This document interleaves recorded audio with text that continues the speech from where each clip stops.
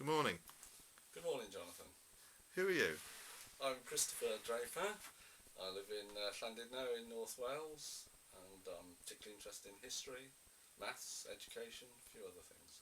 And you describe yourself as an anarchist. I certainly do, yeah. I've always described myself as an anarchist since I was at school, which was quite a long time ago.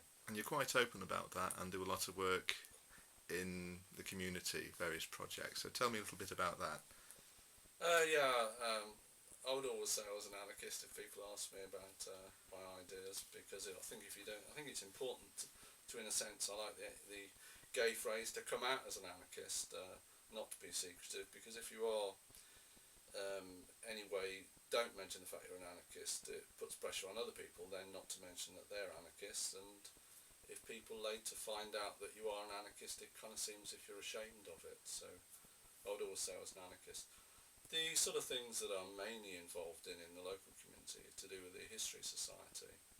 I think history is, I think it's interesting myself anyway, but it's a great forum for people to talk about, discuss, research, find out about ideas, and really interpreting not only the past, but history is really views on reality, really, and debating reality, which is the essence of politics, it seems to me. That's also led you into doing a series of workbooks which include a lot of the historical information that you've researched and obtained locally. Tell me a little bit about those.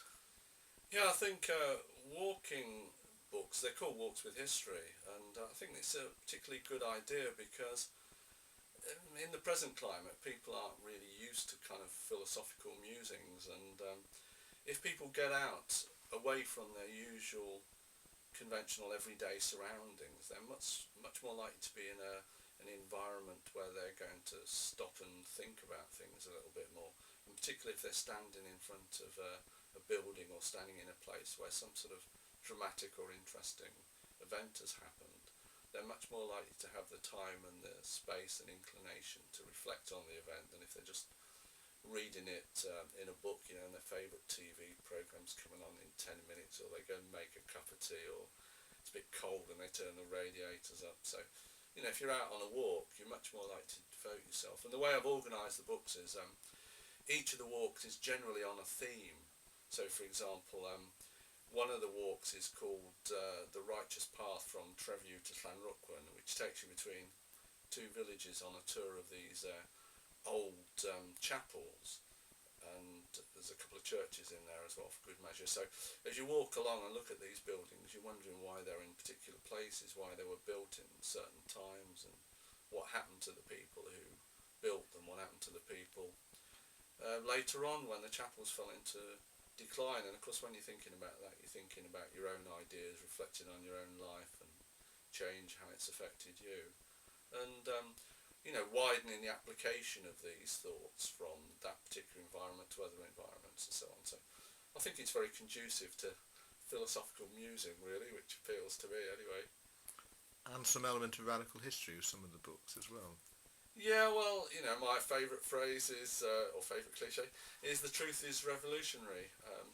Gramsci, I believe, which is basically if you tell a story the way it is or the way it was, that in itself will encourage and provoke radical thoughts, because much of history has been contested, and so as you think about what's happening, inevitably that will suggest radical thoughts and radical ideas. But of course within the books I certainly don't suppress the more radical, challenging incidents which are often overlooked by many history books, which are paeans to our social and political betters, royalty, local bigwigs and all the rest of it. So the books aren't really devoted to jaunts around your local stately home. They're much more down at ground level, as I say, things like chapels, ordinary people's houses.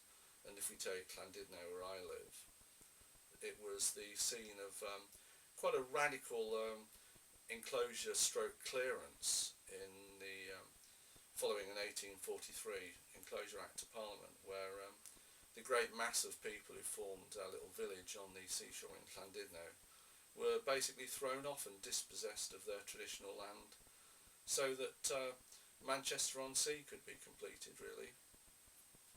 You've actually led some walks as well as part of various cultural events and festivals. Tell me a little bit about that. Yeah, that's right. Again, and I'd commend this approach to anyone vaguely interested in politics in their local area.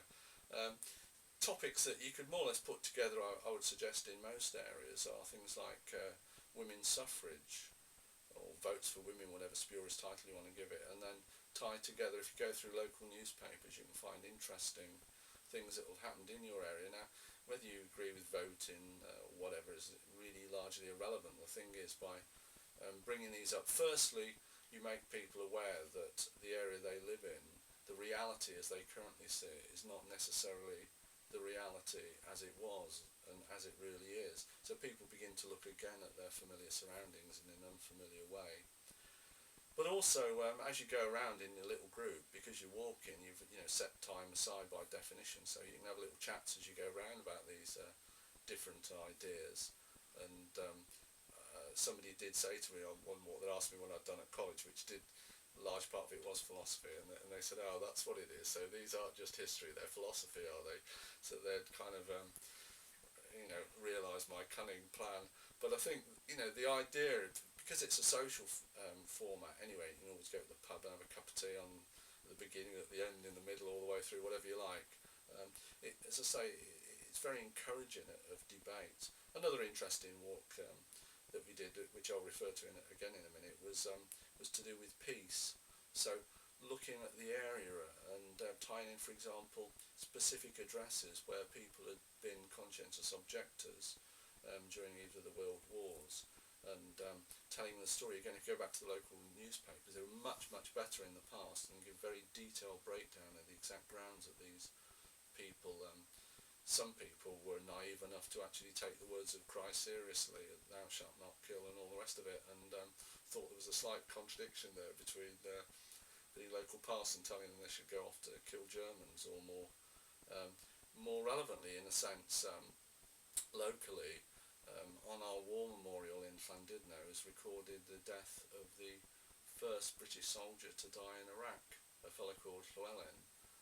After he'd died, his father was particularly upset. He had been a recovering alcoholic, but he fell back into alcoholism, and so he subsequently died as well. So you've got two victims of one particular political action. So again, you don't have to dig very deep, I think, in any area. I mean, Llandudno is not necessarily thought to be the revolutionary hub of Great Britain, to dig very deep to come up with quite radical issues, really. That's just a couple I've touched on. Yeah. To go back to anarchism, you say you're a lifelong anarchist. What first brought you to anarchism? Probably Jesus, I'd say. Going to a Catholic school. It's difficult to go to a Catholic school and come out with a very balanced, moderate view of Christianity, I'd say.